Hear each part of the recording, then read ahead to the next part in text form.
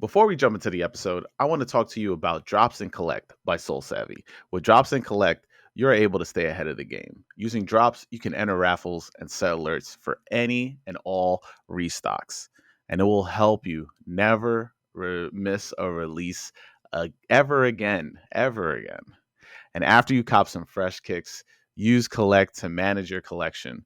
I'm still in the process of adding my kicks to Collect. But what's really cool about Collect is you can also make trades with other current users of Collect.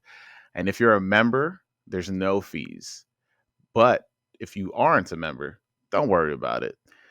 You just have to pay a flat rate of $8 per trade. Now, how do you get these apps? Just use the links in the description of this podcast.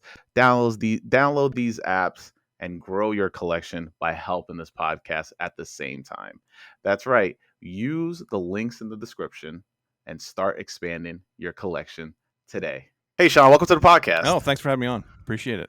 No, It's been a minute. We've been talking about doing this for, I think, about 6 months now. It's definitely been 6 months. I think that, it's interesting because, like, I will tell you straight up, I had like towards before I was hitting you up, I had like a really tough time booking guests. So I was like getting into the habit of just hitting people up and just being like, whenever you're ready, like we got time. And so like I hit you up super early in December, and then we were like, yeah, we're gonna do this, and I had to postpone it a couple of times, I think. No, one time.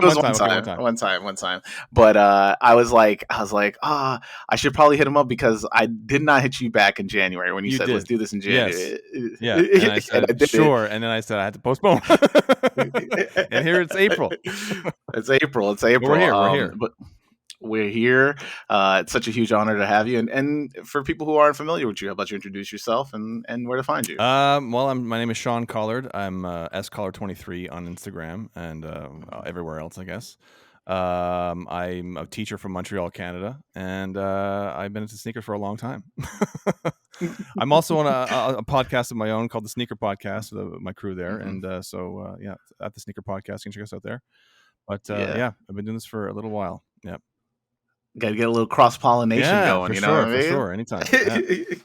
Yeah, I think it's such a huge honor. Like I said, I mean, the craziness of like your page and all the history that I've learned throughout the years is pretty dope. I appreciate that, man. Thank you. Yeah, I try. Because I've been around for I'm an old guy, so I've been around so long. I guess I like sharing stuff, stories from the past and stuff, and the history behind sneakers that we love, and just kind of reminding people that there's a history and a meaning behind the stuff that those sneakers that that's not just buy, flip, repeat, resell. There's some meaning behind it. What is the Soul Collector? What's their show? Oh yeah. I know it's for a full size run. Yeah. They do drip, skip, or flip. Yes. Like, exactly. Buy, sell, repeat. Buy, take a picture for the gram, sell, and then repeat. That's the process.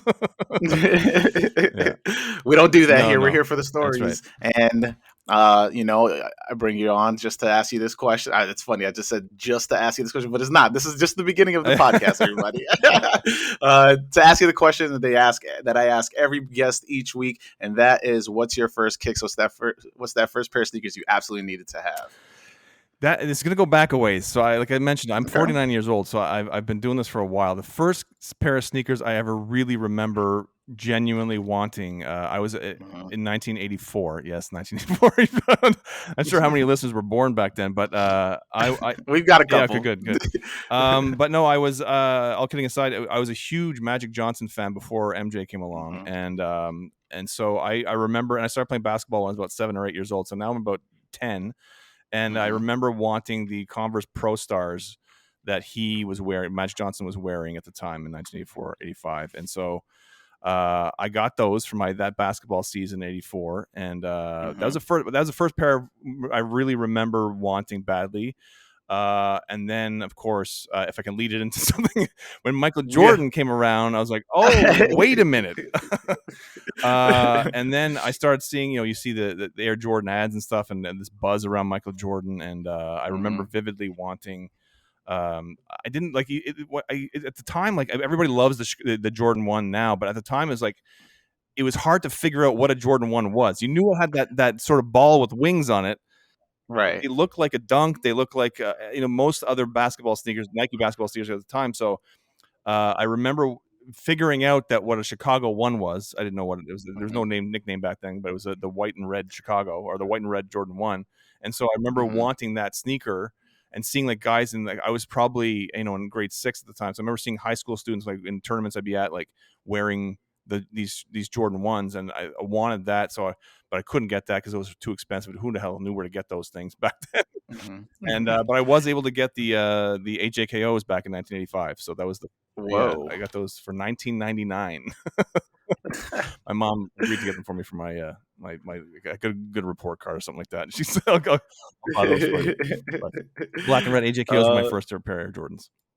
Let me see if I could pull something on them up to give something to the listeners. Unless you know off the bat the facts behind the AJKOs in 1999. 85. Well, I mean, they're just like, they were a canvas version of the Jordan 1, right? So they were, and nobody. That's when I got them. I remember thinking, what is this? It doesn't say Air Jordan on it. It doesn't. It says AJKO. I know AJ, what that meant, but what is KO? And then we've found out just in the last few years that KO actually legitimately meant knockoff. They were knocking off their own sneaker because and this was directly from Peter Moore. I've seen an email from someone I know who goes by Channel Chris on Instagram, who actually worked in the industry back then, who had an email he asked Peter Moore before he passed away what the KO was, and he said because there were so many different brands knocking off Air Jordans, they came out with their own sort of knockoff of their Jordans as a canvas version, and they called it the AJKO, the Air Jordan knockoff.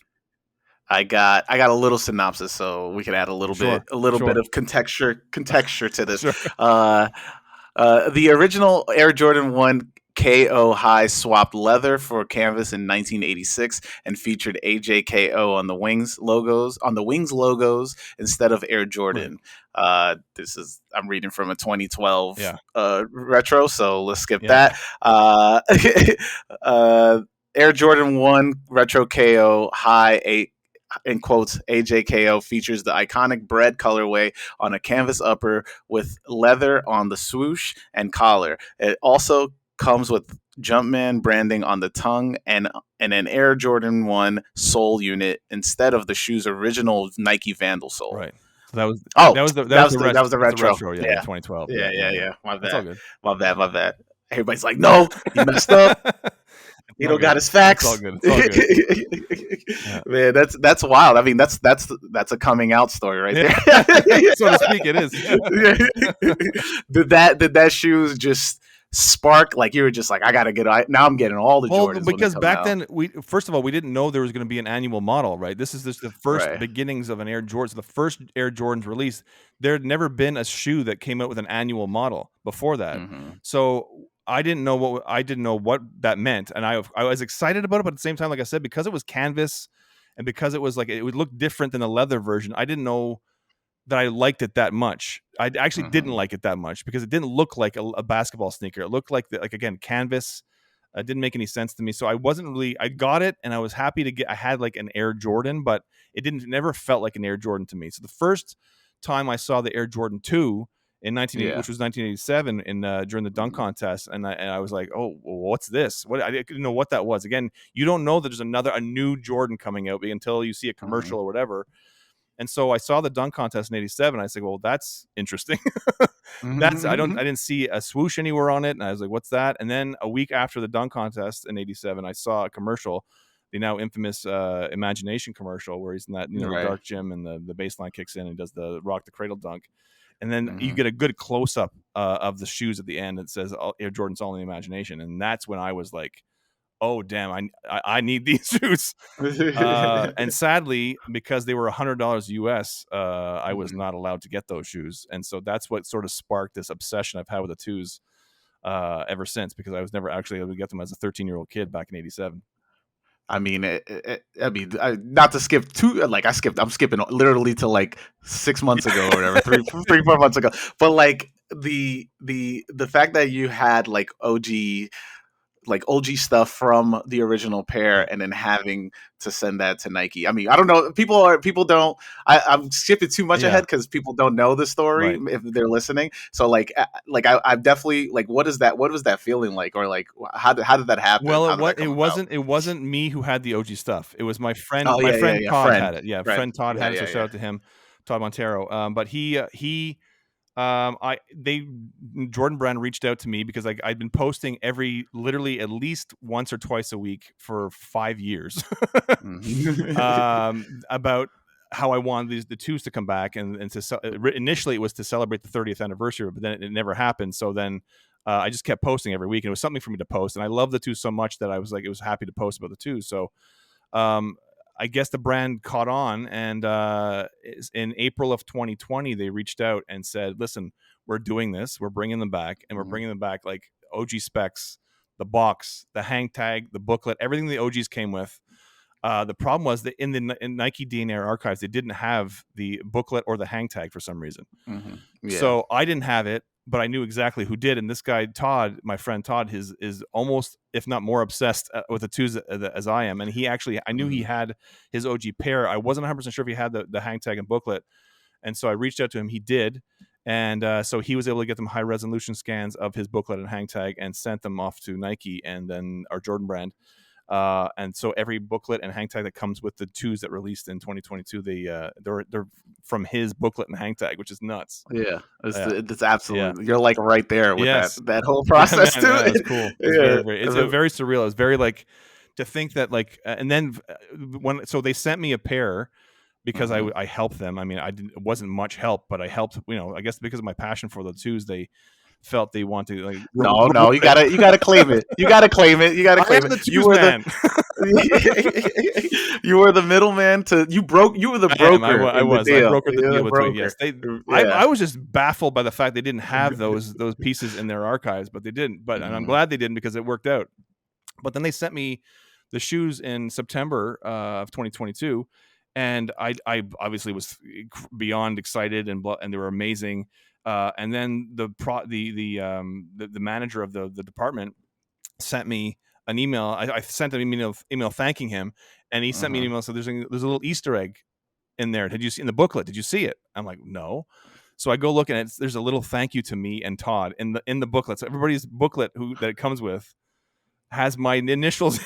I gotta look at mine now because I didn't even Yeah, see that. I man, was just like, it's yeah. insane. So to think that 35 years prior, I was not allowed to get them because they were too expensive, and then the brand Mhm. sends me a pair 35 years later with my initials, thanking me for my passion, I guess, and about them and helping them with the booklet and hang tag. It's. I mean, I don't even know how to react to that. It's like you can't. I never could have dreamt that anything like that would have happened. So it's been very very crazy and surreal. I mean I gotta commend you because like you sold me the pair like that is that like because like I've never been a fan of Yeah, twos and then once I kept seeing your like love for the twos relentless yeah posts.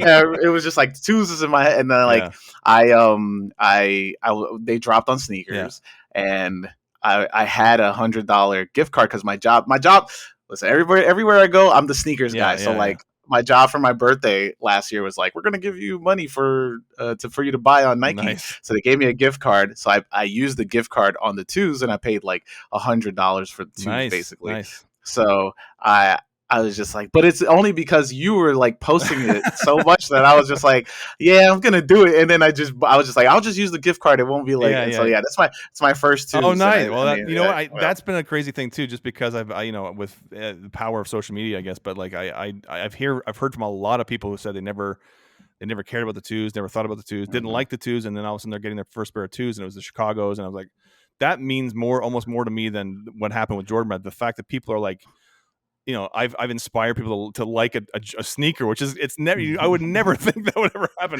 just because I was doing all of this selfishly because I just wanted another pair of 2's. Yeah. I didn't care who else got them. I just wanted a pair. I want them to be well. I did want them to be done properly and all that stuff, and I wanted them to have their proper respect Mhm. shown to them because they are a very important sneaker in Jordan's history. But I never thought that it would be what happened. Like and of course they had the whole run with the collaborations they did with Virgil and Ama Manier Yeah. and that whole thing. So it really has shone a spotlight on the 2's, and it's been really exciting and fun for me to see. Have you always lived in Montreal? Yeah, that's why I'm born and raised here. Yeah. Yeah. So then, were you? I mean, listen, I'm not trying to date you, but I already like, said I'm were 49. you? So I don't have much knowledge of the Yeah. Canadian sneaker scene. Imagine I'm just like I don't have much knowledge of like the UK That's sneaker scene. all good. Imagine All just good. like All good. so Yeah. so something wrong. But like yeah, I don't have much knowledge of like the Montreal Yeah. scene. What was it like growing up? Was everybody into sneakers, or No, I was it mean, just like a niche if you were into thing? basketball, you were just so I played Yeah. basketball from a young age and throughout high school and started in college, but I ended up stopping playing my first year of college. But so if you were into basketball, you were into sneakers. But I Hmm. remember when I first started getting really into Jordans was when I got obviously the AJKOs, but then I couldn't get the 2's. I got the white cement 3's in '88, and I remember people like on my team were like, well, I prefer the Air Revolutions because they have a strap, and they're like Hmm. people were like didn't care that much. They're like, I like Kevin McHale better, so like I'm gonna wear his Converse or something. I'm like, what?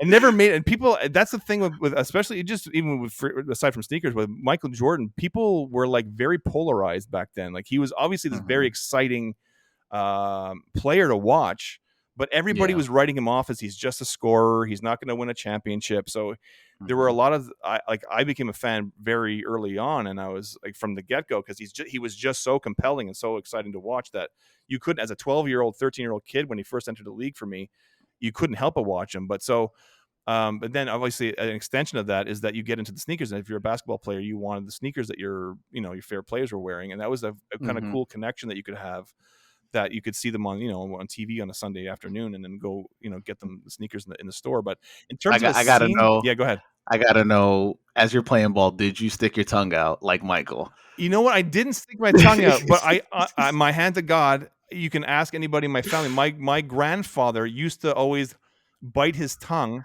stick it out, and so I did that when I was playing, and people thought I was mimicking Michael Jordan. I didn't realize I was doing it, but I wasn't sticking it out like I wasn't trying to lick a lollipop or anything like that. No, but I did. I'm not gonna lie. I did do there. I did try to mimic a lot of his mannerisms, and luckily I was able to dunk because that helped. Oh snap! I was gonna ask, did you cradle dunk? Like, I could cradle dunk. Actually won a few contests back in my day. Yeah. Yeah. damn, excuse Yeah, me, man. it's a long time ago. We're talking over 30 years ago. Don't try it now. Don't No, try no, no, it. no, no. My knees will. Break Yeah, something. I'll have paramedics standing by if I do.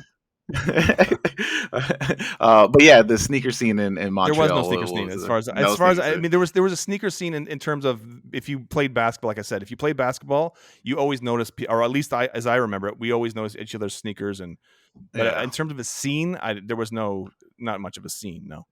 When it started getting bigger, because I feel like Jordan. I feel like Jordan's is more of like it's like the beginner drug of like getting into Yeah. sneakers, like sneaker community, Yeah. because it's like you once you get into Jordans, people are gonna be like, yeah, you got those, Yeah. and then it all. I feel like it stems like that's how the sneaker culture stemmed. Like it grew out of that Yeah. everybody's love for Jordans, and how to like model it and how to like throw your best fits on. So like as Jordan's popularity started growing, like, and you started seeing other people. I mean, I don't know if you have seen like other people just getting into other Nike basketball Yeah. sneakers, or like getting into like, I mean, you got the Zoom flights, Yeah. and you got the all the OGs 90 I Yes. think 90s basketball Amazing.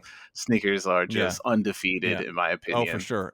But even back in the '80s when Jordans first started coming out, it was like they were sort of part of the Nike basketball lineup, right? Like so even when the Hmm. fours came out in '89, they had Flight on it because they were part of the Flight series, right? So they had Air Flight Yeah. 89 high and low, the Air Jordan 4. They were all part of that, and they all had the same midsole and outsole. So it was like they were sort of part of a bigger thing. It wasn't. They were obviously special because Michael Jordan was wearing them, but they weren't like it was like, oh, those are just Jordans. Like it's like I was just as happy back then when I got my Air Flight 89s in 1989 Hmm. as I was when I got my Jordan 4s. Because they were part of that sort of bigger Nike picture, so it wasn't exactly the same as it is now. And in terms of just going back to the sneaker thing, the scene in Montreal in Hmm. the '80s and '90s, I just thinking back, like I remember being really, because I mean, Canada's like a hockey place, right? Especially back Right. then, Yeah. it wasn't basketball itself wasn't even that big in Canada. So I remember my high school had, I think, about 1,500 students in it, and I think myself and my best friend back then were probably the only people who were like obsessed with sneakers, to the point where we were taking Hmm. pictures of our sneakers in the late 80s and early 90s.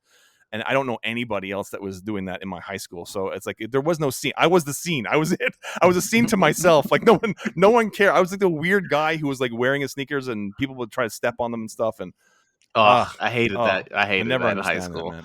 I never understood No. it. Or it's that, or if you got a fresh cut and Oh they yeah, hit you in the smack you in the back head. of the head. Oh my god!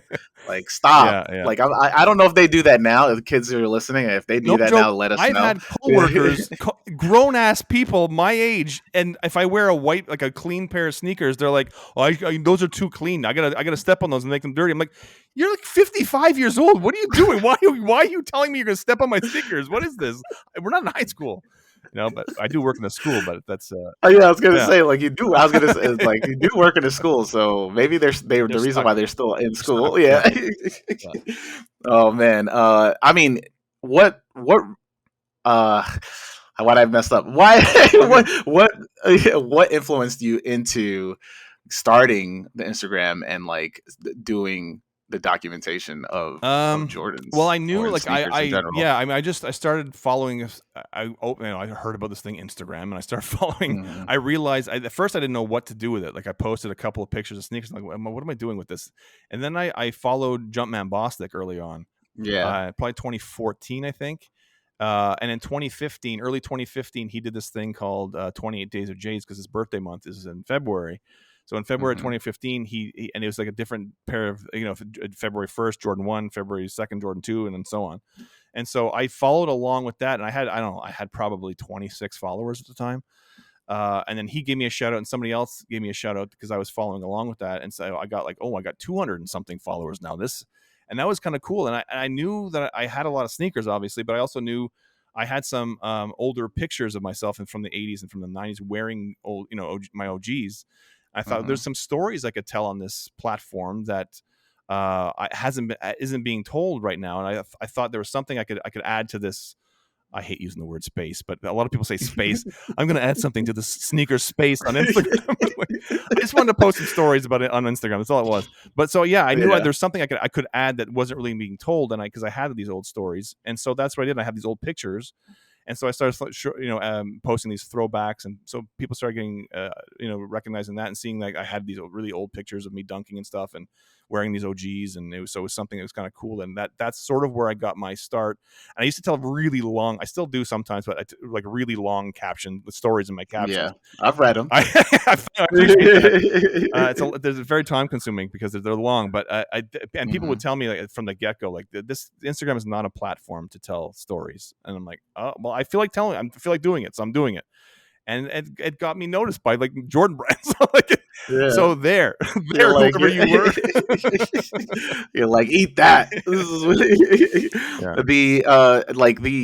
because were you on the forums before Oh that yeah, at yeah, all? yeah. Nike Yeah, Talk and yeah, Nike Talk. Yeah, I wasn't like a big me Nike either. Talk I was more. guy. There was a sneaker forum way back called. We only had like 3,000 members. It was called soulredemption.com. And there was another one Mm. called Up Tempo Air, I think was one another. Like there were smaller forums. I found like Those are the easy boards. I feel like those were I don't easy remember if they were boards. easy. I don't think they were easy boards. I don't remember. I'm also old. I don't know if you could tell. No, you can tell. You look young to me. But no, I wasn't big on Nike Talk either. I just found there was too many. It was too much. Every time I went there, people were just fighting with each other. So I was like, Yeah. Nike Talk was definitely like that, and I think that people. I don't know. For me, I was like on ISS yes, forums. I was there too. Yeah. And I was on NikeSB.org. I talk about Okay. all the time. Like that's where people knew me from, was NikeSB.org. Yeah. Like I was at the first Dunk Exchange in New York City. Oh, nice. I got my wallet stolen at the second one. Yeah. Oh, shit. But I think that like the transition once the boards die, I stopped looking for sneakers, like stopped looking for an outlet to talk sneakers, and I missed out on like early days of Instagram. I missed out on early days of sneaker Twitter, and so like it was it like doing this podcast and learning all about the stuff that I missed out on does make me feel like I missed out Yeah. because like I don't know if I'm pretty sure you follow Russ. Yeah. Oh, So yeah. Yeah. Of like course. Russ talk about how Gilbert Arenas was giving away sneakers Yeah. on Twitter. And I'm like, what? Yeah. Like, Yeah. what was I doing? Like, I had Twitter. I just wasn't looking up Yeah. sneakers. Yeah. Like, it's wild. But yeah, you started in the early days of Instagram, and like how have you seen it like evolved, and like what do you feel like it's become now? I mean, it's definitely different than it was, because I think initially it was just like people would post sneaker pictures and stuff, and even, Uh-huh. but I mean, it really has connected me with people, and I see it connecting people from all over the world with each other, and it really has become even more so than the forums, a way to connect with people, because I've seen people meet up because of this, and I've seen people, it seems like, I guess, because of social media, it's a more direct connection, and I think that's really, like I said, connected people more directly with each other, and it's I enjoy it because I don't have to like go and I can just look at what I want to look at. Whereas Yeah. if there's something I want to go look at it on a forum, it was, you go into, say, for example, the Jordan 2 forum or something on Nike Talk, and it's just like 100 people being angry about something. Whereas I can just tune that Hmm. with your own social media. You can kind of tune that out and then block stuff. And it's, I don't know. It's definitely grown to a point where it's like, there are a lot more people into sneakers nowadays than even when there were a lot of people into sneakers when I first started, but now it seems like everybody, like I've seen my coworkers who are, like middle-aged women who had no clue what sneakers, what now they're all like, oh, I like those shoes, where'd you get those? And like, can I get those at Foot Locker? I'm like, no, I got these 17 years ago, you can't get them. But it's cool to see that it's got people who are not even into sneakers at all into sneakers nowadays. And so I guess that's how it's changed. It's like it's broadened the audience for sneakers in general. Yeah, I think that the idea of sneakers definitely has evolved into like what it is. I don't know. It's because like I think there was a sweet spot at one point, like growing up, where or being in part of this culture, that like there was a sweet spot where people that were jumping in were people that were taking the time to go back and figure out where Yeah. this came from, right?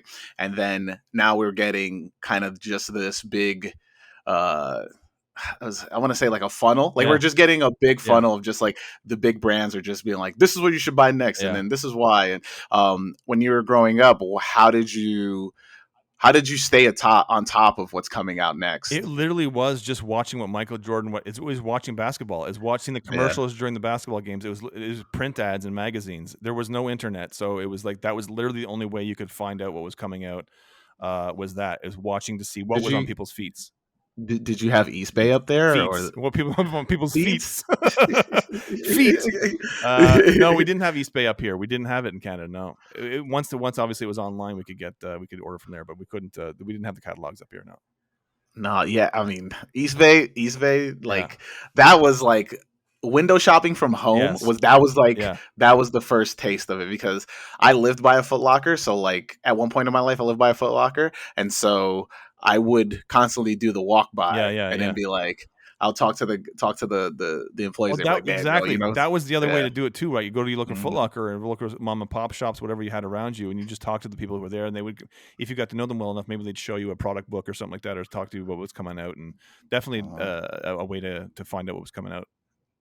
Yeah. That's, I mean, the I do. I mean, I definitely. I don't know why I keep bringing this up in my head, but like, do you have do you have a fond memory of like the 2's the post getting them, and then like when you coming back around, like in between of the getting gifted Yeah.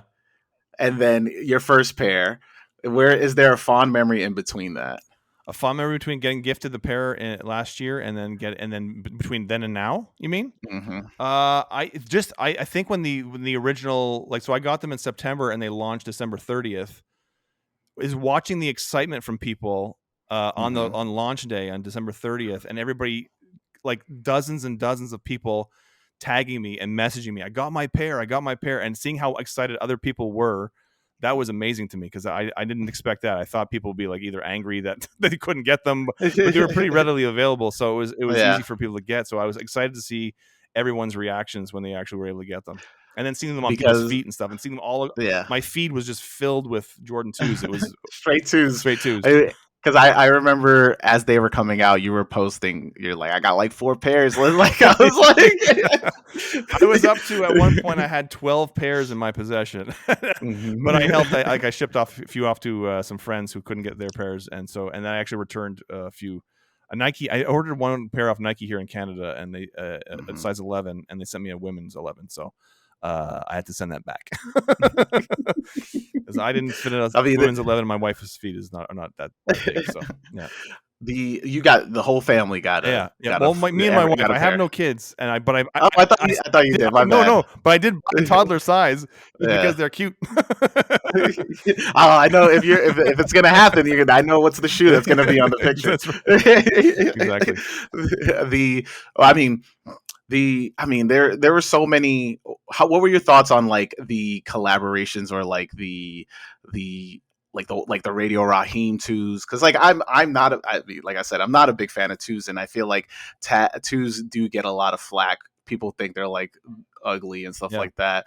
So like when it came to like, the one offshoots of like like the Radio Raheems, like I'm trying to remember a shoe before the Radio Raheems, because the Radio Raheems are like 2014. Yeah.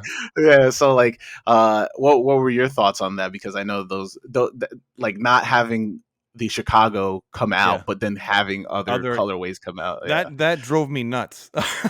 It was like 2016. They did release the Chicago lows in 2016. Yeah. And now, which I was excited about, but then now looking at the shape of them, it drives me crazy because the toe box is just huge and bulky. And so compared to how they've redesigned them to be closer to the OG now. But they did release in 2016 a bunch of they're Concord 2's that had like elephant print on the upper with a purple heel tab, I think. They got all red low, like a UNC low. The Radio Raheems, I think, were before that. I read right that they were maybe like a couple years before. But it was I am more of a I was more of a purist back then, and I was more upset they weren't paying true homage to the 2's. They were releasing a lot of 2's, but not like the OG colorways besides the lows.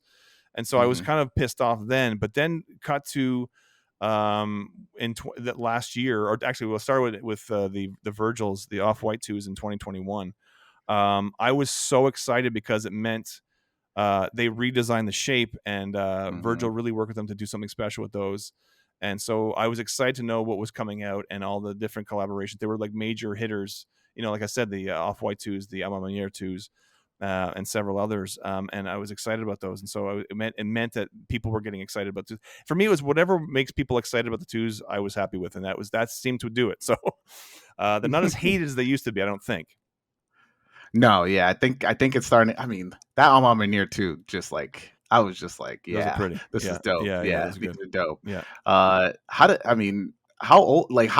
old is your collection? Because I feel like you hold in a lot of stuff that should be crumbling. I do. I managed to keep some pairs from back. I have my original 4s from '89, my black 4s from '89. I have a pair of my all red and white Air Flight '89s from then. I have 2 pairs of 6s from '91. I think I have a pair of Air Flares, like Agassi shoes that were from '94, I think '95. Just whatever pairs I hung on to from when I was in high school and college. My mother unfortunately threw out a bunch of my OGs when I was in college. I came home and they were like gone, and I'm like, somehow I managed to keep the ones that I have. But so I have a few pairs that are like over 30 years old, and those, like my 4s and my Air Flight 89s, are definitely crumbling. They're very, very delicate. The midsole's intact, but they're like cracked, and if I blow on them, they will fall apart. Yeah. But I have like a bunch of early retros too, like the first series of retros, and those are starting to crack now too. But yeah. Did you consistently collect throughout? college, or were you I like mean, I mean, what? I had sparingly, yes, but luckily Yeah. because like I started collecting in college with those that first series of retros because there were like the 2's came out in '95, and I found them Hmm. in '96 for $75, and then I found another pair for $65. So they were going on sale. So that's something I could like, and I got the Chicago ones in '90. I found those in '96 also. I got those for Hmm. $40. So that's like an affordable price when you're a college Yeah. student, right? So Right now, you sounded like Crazy Eddie. Everything's a steal. Everything's a steal. exactly, exactly. Nobody beats the Wiz. Yeah. But yeah, so it was easier to find stuff on sale like that, deep discount. So I could like here and there buy sneakers, but I was always looking for sneakers. And sometimes if I played tennis, I played tennis back in college and stuff, and Oh, you're athletic. You're. I trust me, I'm not anymore. But I was way back then. But yeah, so I would buy sneakers for tennis and stuff like that, and I would want whatever Agassi was wearing or whatever. Hmm. But yeah, in terms of, I never thought of it as collecting. It was just because, I saw shoes that I like, and I would get it, but it never dawned on me that that was a collection. Hmm. Until I moved out on my own when I was like 27, 28. I bought at my first place, and um, then I was like, okay, now I've got my own money. Really got my own money. I wasn't working in a grocery store and going to university. I was actually working a decent job, and I could now I'm like, okay, now I've got 45 pairs of sneakers. Now I've got 50, 60 pairs of sneakers. Now it felt like a collection. And then I started realizing other people were doing that when the forums were around, like in early 2000s. Yeah. I'm like, oh, other people do this. I didn't realize other people do this, and they're calling it like collecting. And just, I just bought shoes and kept them. I thought it was weird, but then you realize other people actually did it. So that was kind of cool. That was one good thing with the forums, is that you actually made you realize that, oh, there's other people out there, other Oh yeah. weirdos out there like us. I was just gonna say. I was just gonna say. Yeah, they're crazy like us. Yeah, Because like I mean, like going before college, all right, like high school or something like that. When you talk about like, oh yeah, we're like, oh, these are coming out, and then like people just be looking at you, be yeah, like no, like what are you talking about? You're being weird. Like yeah, like yeah. it's like how liking comics back in the Right, day, exactly. Yeah. and now Now everybody loves everybody's into everybody loves comics, everybody's comics. into sneakers. So everybody should shut up. Was there? What, did you ever have to do like a camp out or like line up? Like, uh, I have camped out many times. The first mhm. time I ever camped out was actually in New York City. It was on Okay. a Foot Locker on 34th Street. My dad's actually originally from New York City, so I spent a lot of time there. And so there was in 2005 was the first time I ever camped out. It was for the Flint 13s that came out in 2005, and there Mhm. was a midnight release at 34th Street, the Foot Locker there. And so my brother and I went You down. are I was brave. brave. You know what? I knew my grandfather lived on the Upper West Side at the time, so Uh, I knew what I was getting myself into.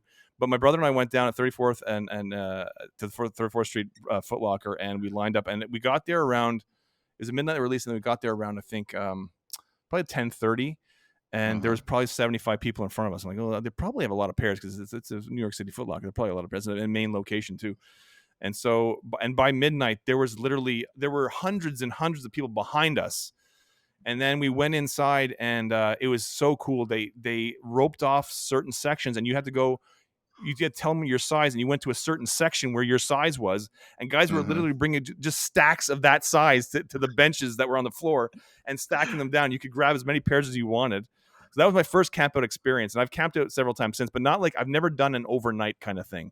I did the midnight Mhm. release, but then I went back to the apartment on the Upper West Side, and then I've done like local stuff here. But I'd show up maybe 4 or 5 hours early, and then and then watch people with their chairs lined up. The empty. I don't know if you guys experienced that when your lineups. So these Yeah. empty chairs are there for hours. Empty You chairs. got to line up Yeah. behind these empty chairs, and then 5 minutes before the store opens, all these people get out of their cars, and they're all nice and warm and toasty. And here in February, and you're freezing your ass off for 5 hours, but they go sit in No, their it's got to chairs. be cold up there. Yeah. It's got to Oh, be yeah. cold Yeah. up there to do It's that. not fun. It's not fun. Yeah, I mean, I told the story on here about when the first Nike SB Jordan drop, the Yeah. first one, the Craig Steck, Yeah. the how do I always say his name wrong? It's like Steak or whatever, It's Steck. all good.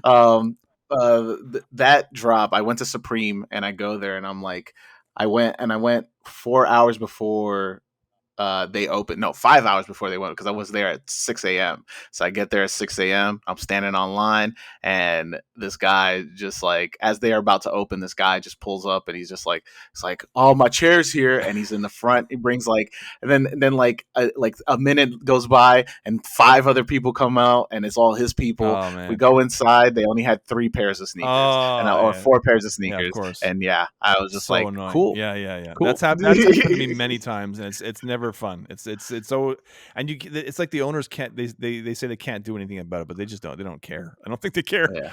They don't No. care. They're just like, it's Yeah, sold. it's sold. We made our money. It's Exactly. whatever. I Exactly. don't care. Exactly. The the what was, so you said you worked at a grocery store. What was the first pair that you bought with your grocery store money, or was that your first job? I worked at like camps and stuff like that when I was in high Uh-huh. school, but then I was working throughout college and university. I worked at a grocery store for 6 years, and so I remember the very first. I started there in July of '94. Yeah, July, was it July of '94? I think July of '94 or June '94, something like that. And then so July of '94, the '94 retro 3's released. So I got the Uh-huh. first pair I bought with my grocery store paycheck was the white cement 3's in 1994. What were your thoughts on the reimagined? I love them. I Yeah. love them. They're actually closer, and well, the quality of the leather is obviously not as good as the '94s or obviously the '88s, Uh-huh. but the shape and everything, the shape and the details are almost they're closer to the OGs than any other retro for sure. But I mean, I don't need the fake aging part of it, Uh-huh. but it's so subtle. I find on the reimagines, it's not that bad. I thought it was gonna be a lot worse than it actually is. In person, it doesn't look that bad at all. Yeah, I really love when you do the side by sides Yeah, on yeah, your Instagram, because like that's fun. it's It's fun to do. It's fun to watch people's yeah. reactions. Everybody's just like, whoa. Yeah, whoa, those are either terrible or those are amazing. Because I mean, I don't have no OGs. Like the oldest pair of sneakers I have is from 2001. It's a pair of Pro Bs. But like, they're not gonna But retro that's a Pro B. 22 years old now. I think Yeah, 2000. yeah, When someone said 2001, doesn't sound like that's old to me. But you think that's 22 years ago? yeah, That's an old yeah. sneaker at this point. Yeah, It's very wild. I don't know how it's still together, yeah, but yeah, and then I have like a bunch of SBs, because like I'm a SB. Like when I was getting my first Jordan, I'll tell you the story, yeah. because you'll find it hilarious. My first Jordan, I was begging my mom, because like for years, oh my god, I want a Jordan, and then she and my aunt get together for Christmas, and they put their money together, and they finally get a Jordan. So like Christmas, I see the box, and I'm like, oh my god, it's like, Here it I'm is. super It's hyped. time. All right, peel it off, and it's the. Do you remember the Jordan box with his face and its Of course. Yeah, lines? yeah. Okay, so I'm seeing his face, opening up, and I open it up, and then I flip up the top. It's a pair of 15s, Oh and I no. Oh no. My was. condolences. Yeah, Man, I was like, "Oh, these are great!" Like, yeah, I was yeah, just like, yeah, I mean, as a kid, you had to do it, and I'm thinking like, "Oh, these are gonna be the yeah, threes. yeah, These are yeah, gonna, yeah. like, these are shoes that are always like during. I think this was like 2004. No, for when did the 15s drop? Like 2003, Yeah, 2004, something yeah, like that. So like, I'm actually like, I'm a real kid. Like, I'm a yeah, kid. So like, the idea of just like, yeah, I always wanted like threes, yeah, yeah, ones, yeah, two, yeah. threes. Like you seen it in the NBA and stuff like that. But I mean, when your mom's like, I just need to get Yeah. Jordans, it's like whatever That's Jordan. it. She's like, Yeah, yeah. she was definitely like at like pressing at the guy, because I knew it came from Odell's. So I gotta go to so she Moe's. yeah, yeah, you gotta go to Moe's, and she's probably just like, just give me the newest one, Yeah, and I yeah, was yeah. like, and that's how I ended up with the But that's, you know 15s, and what? I've man. grown to respect the 15s over the years and their history Mhm. behind it. But if there's going to be a sneaker that's more hated than 2's, I think it might be the 15s. But I mean, I don't understand why, like Jordans after a certain point, like, I mean, people just like, no, there's only like, you can only like the 1 through 14, that's it. yeah, 1 through Yeah, yeah, 14s, and yeah. that's it. You're No, good I to go. no, Like, you can't do it. I Yeah. agree with you. I love if it comes out and it looks nice to me, then I like it. I don't care what I Obviously, the ones that mean more to me are the ones that he wore, but Hmm. I'm always excited for a new Jordan to come out. So I don't really care. I don't adhere to that 1 to 14 rule. I think people don't. Like it's like because like with Nike basketball, right? You know, as time progresses, the tech progresses. So like Right. the shoes have to be able Exactly. to match Yeah. that the tech is coming out, people don't. The understanding is the non understanding is that people think that basketball shoes need to also be everyday Right. shoes. Like you should be able to wear whatever to the club is what they say, Right. Right. right? Right. But I've always been of mind of like, no, the shoe is to play Yeah. basketball in, like, Exactly, exactly. Even yeah. I mean, even when the threes came out in '88, they were you could. I think Tinker Hatfield, who designed them, his idea was that you could wear them either on the court or off the court. But Hmm. they were at the time the highest tech basketball sneaker you could get. They're the best materials, the best. The air sole was actually fairly new at the time, so that was the best tech you could get. And like you said, nowadays it's like Flyknit and whatever other material mesh they use that nowadays. They're supposed to be the best tech for basketball playing. So it's yeah, it is what it is. I just wish that more people were open minded about it because, like, I mean, because I play basketball Yeah. too, so just I recently my current ball shoes, well, indoor ball shoe Mm-hmm. is I have an outdoor ball shoe and indoor. Yeah, You got to of do it course. that way, Yeah, yeah. but like I have the Kobe NXT FF Okay. ADs, and those are the ones that like you pull the tab and it laces Right, it, right, and right. like, but it's like super like sleek Yeah.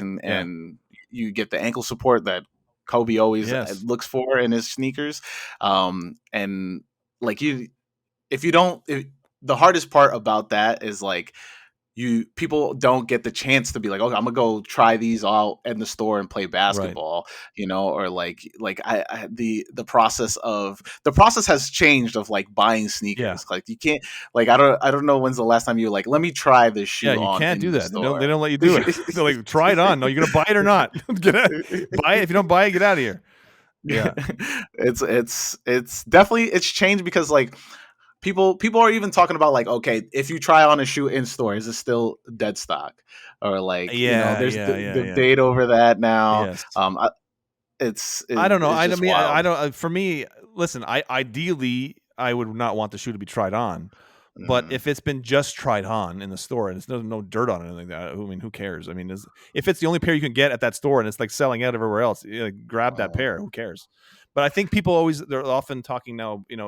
They're so concerned with the resale value of it, and Mhm. so if that decreases the resale value, then it's like they're upset about that. But I've never cared about the value of my sneakers. So Yeah, me neither. I'm definitely aware. I wear my yeah. kicks. I think that the idea of just being like, no, I'm just gonna hold on to these until you never know. Like, No, no, I no, can't do no, that. no. I can't do Exactly. it. Once Yeah. once it's in the closet, it's in the Exactly. rotation eventually. Exactly. You know. What were like? Was there an interesting since you've been on one of the first founders of sneaker Instagram. I don't know about that, but Well, was there an interesting minus the Jordan Brand Hinge? Was there an interesting interaction that just like it's one of once in a lifetime minus the Jordan interaction?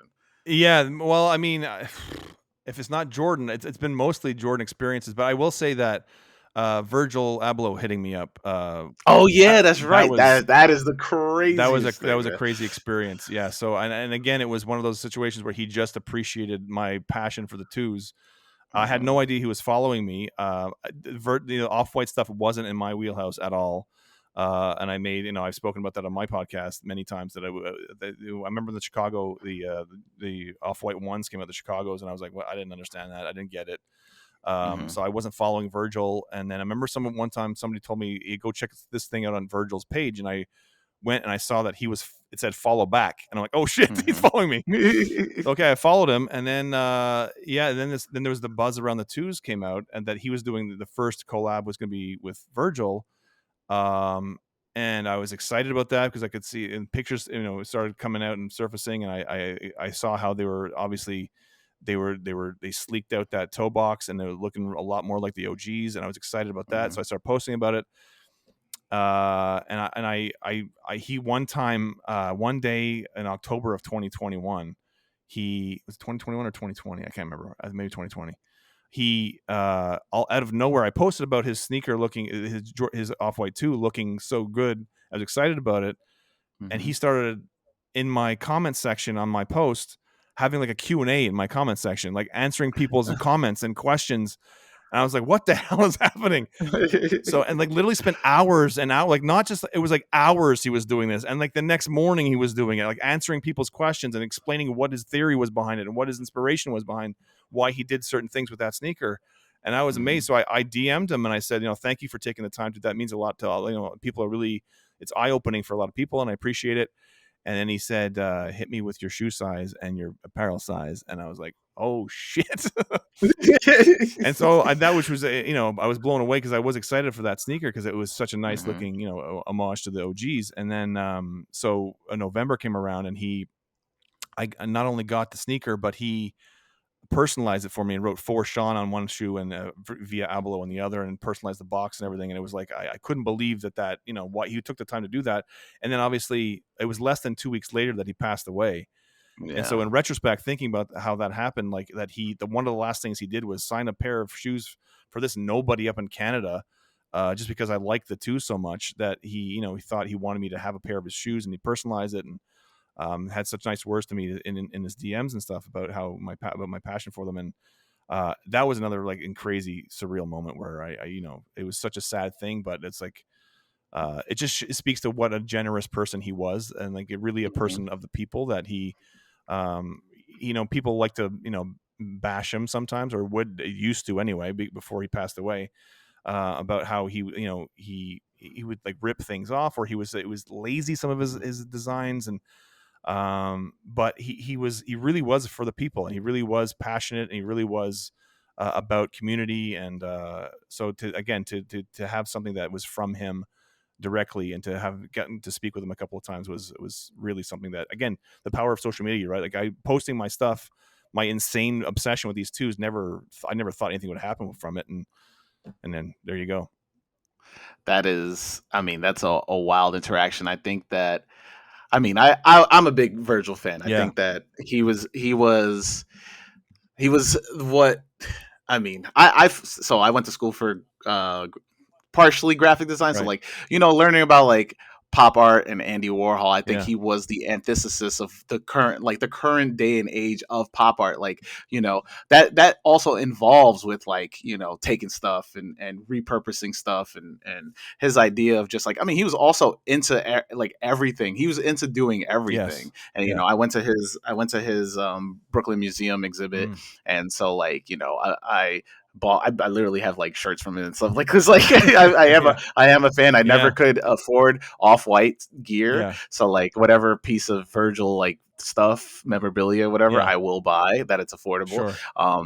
But I think that, yeah, his take on the 2's was very interesting because it pays to the homage of like, oh, this could be the crumbling Yeah. soul, like, the colorways are super unique, Yeah. like, and I mean, if you're listening and anybody's listening that has a size 13 in the black and blue pair, I will take it off your hands. Yeah. Yeah. But I think that he shouldn't be getting flack or Well, whatever the people word you aren't want to doing it use. as much anymore Yeah, because he passed away. But right. in red, but I remember Retrospect, before that yeah. I remember posting about the 2's and his 2's, and people were giving me all kinds of shit, like it's a lazy design. It's this, oh, he's just taking advantage of this vintage kind of trend that's happening now. But if you look at when he was explaining stuff in the comments on my post that day, his inspiration was his theory or thought behind it was, what if we could take a sneaker directly out of the Nike archives, a Hmm. signed Michael Jordan sneaker, and give it to a Right. consumer that they could wear. Right. That's what he literally, and he had people. I actually had the privilege of talking to the people who helped work on it with him, and Hmm. they said that was the hardest sneaker they've ever had to work on, because getting the way he wanted it done, they had to do scans of this original Nike DNA archive sneaker, the 2's from the archives. They had to do Hmm. CAT scans of them to recreate the midsole exactly the way it was. So, and each midsole was different from shoe to shoe. So, I mean, just that alone, knowing that, and then to hear people say it was a lazy design, it's like, oh my god, man, how can you even say that? It's no, he was definitely a visionary. And yeah, I definitely grew to appreciate him, luckily, before he passed. And I'll always be grateful for what he did for me personally. It's incredible to think that I had some kind of connection to that at all. No, yeah, he was a huge inspiration for me. I when I first started this podcast, I was like, one of my GOAT guests Yeah. is to get Virgil, like if I was able, Yeah. and then he passed. Like I literally, me and my former co-host, we have an episode called Virgil when he passed, and we talked Yeah. about it, and that was Okay. what I said, and I was just like, I wish I could have gotten him on this podcast to talk about his And I bet he process. would have done And it too. He was just that kind of person. Like he was so down to yeah, earth. And what I've tried to tell, because I have people in like sort of the vintage collecting kind of community who are kind of OG or nothing kind of thing, and they're so anti collab and they're so anti what he did. But I'm like, think about if we were all given the opportunity to design a Jordan. You can pick your favorite Jordan model and design a Jordan. And like that's what Virgil did. Virgil was a genuine Michael Jordan fan growing up on the streets of Chicago. And he was a Michael Jordan fan. He got to design his own Jordans. Like so what would you do with it? You know what I mean? So like to say like, oh, he's just it's all for hype or whatever. But no, he's a kid from Chicago that loved Michael Jordan and got to design his own Air Jordans. I mean, that's what's better than that, That's how I he see it lived a anyway. dream at that point. Yeah. Yeah, that's straight up a dream. Sure. But we're going down to the end of the podcast, and I ask another question at the end of the podcast. Now, I want you to think about that time where you were about to open the box for your AJKOs. I want you to transport yourself. Yeah. Now, you're you right now behind yourself as you open that box. What would you tell yourself? Appreciate them shits. Appreciate them, because I didn't appreciate them. Like I said, because they were canvas and all that stuff. They didn't look like the leather version is exactly like I'd wanted them. And I never really fully appreciated them, to the point where when I got my white cement 3s in '88, I gave the black red AJKOs to my friend at the time. I'm like, here, you can take these because I'm not going to wear them anymore. I got the ones I got a quote unquote real Jordan now. And so I gave them away. And to think that was my first Jordan I ever got, and I didn't keep it. I gave it away 3 years later or whatever it was. It's a regret I have to this day. So I would just say, you dumb kid, appreciate what you just got. Just shaking yourself in the head. I'm smacking my back of my head. Yeah. But it was a huge honor to have you on, Sean. It's an honor to be on. I appreciate it. So I'm glad we finally got to do it after all these months of talking about it. No, yeah. Appreciate you big time. And for everybody out there, you know what we say every week: wear your kicks. Wear your kicks, absolutely. Peace.